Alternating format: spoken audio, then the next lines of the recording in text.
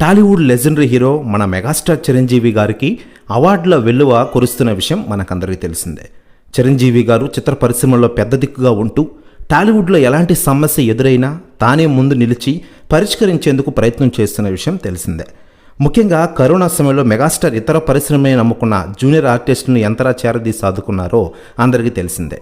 ఇలా తెలుగు సినిమా పరిశ్రమకు అందిస్తున్న సేవలకు గాను ఇప్పటికే పలు అవార్డులు సొంతం చేసుకున్నారు ఆయన. తాజాగా మెగాస్టార్కి మరో అరుదైన గౌరవం దక్కింది. ఇప్పటికే కేంద్ర ప్రభుత్వం నుంచి 2 సార్లు పద్మ అవార్డులను చిరంజీవి గారు అందుకున్న సంగతి అందరికీ తెలిసిందే.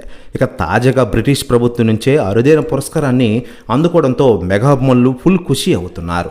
దీనికి తాజాగా మెగాస్టార్ చిరంజీవి గారు యూకేకి పయనమైన విషయం మనకందరికీ తెలిసిందే.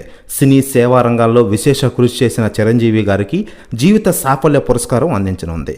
యూకే అధికార labour party MP Navendu Mishra ఆధ్వర్యంలో మార్చి 19న ఈ సన్మాన కార్యక్రమం జరగనున్న విషయం మనకందరికీ తెలిసిందే. ఇదిలా ఉండగా లేటెస్ట్గా అందుతున్న సమాచారం ప్రకారం బ్రిటిష్ పార్లమెంట్లో ఒక తెలుగువాడికి ఇంతటి గౌరవం దక్కడం దేశంలో ఇది తొలిసారని తెలుస్తోంది.